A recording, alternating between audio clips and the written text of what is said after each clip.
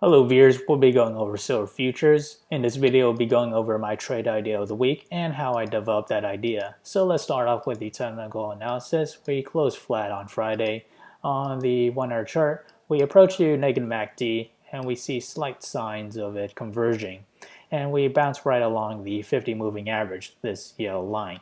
If we expand that further onto the 4-hour chart, we also bounce right off the 18 moving average, this purple line, and we are nearing overbought RSI as well. We see signs of the 4-hour MACD diverging, and if we expand that further onto the daily chart, we see a large volume spike to where we saw a flat session on Friday.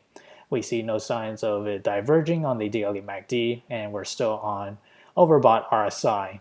If we zoom in or examine SLV, that will be the ticker symbol for what my trade idea of the week will be. I'll be using a position size of less than 1% of my portfolio. If I were to enter a long position, I'll enter it at $25.68. That is around where we made the lows on Friday.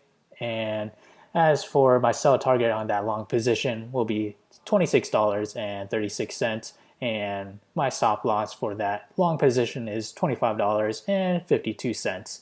On the other hand, if I were to open a short position, I'll start it at $26.70. That is where we made a highs around August 6th. That will be my entry for my short position. My sell target will be $25.85. And my stop loss for my short position will be $26.87. So how did I develop these trade ideas? The range and bullish and bearish ratios come from the day-by-day probability model on here. So as we progress to the 5th day or a week of trading, we have a 33% chance for silver to climb higher between 0 to 2%. On the other hand, we have a 67% chance to fall between 0 to negative 2%. So which one of these three models we should use as a reference? We'll examine the line graph. So the blue lines are current trend, and the line overlapping it happens to be the best match. So right here we have our current trend, and the trend below is the one that we found on the line graph above. This trend dates back to November 28, 2008 to February 26, 2009. So let's begin comparing both trends.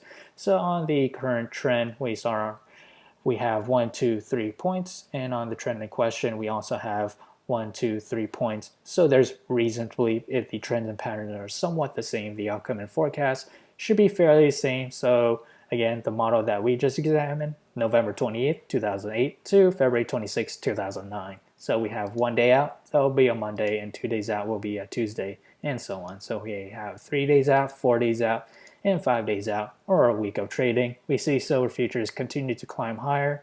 Back then, it was up 1.3%. If we head back to the day-by-day probability model, that coincides with this standard deviation right here of 33% chance for it to climb between 0 to 2%. If we examine closer on the technical performance of each trend, so on the current trend and compare it to the trend that we just found and compared it to, so back then, silver was down 10% from monthly high. Compare that to the current trend, down 2.6%. And back then it was up 2.9% or 29% from monthly low. Compare that to the current trend, up 43%. Compare that to the trend in the past, it was 5% away from the 10 simple moving average. Compare that to the current trend, up 10%. And back then it was down 2% from 20-day simple moving average. Compare that to the current trend, which is up 22%. And for the 50-day moving average, it was up 9%. Compare that to the current trend, which was up 41%. So there are technical differences among the two trends. So do keep that in mind. There are technical differences. And these models are available in the link below, so do check it out. If you enjoyed this content, feel free to like, comment, subscribe, and thank you for watching.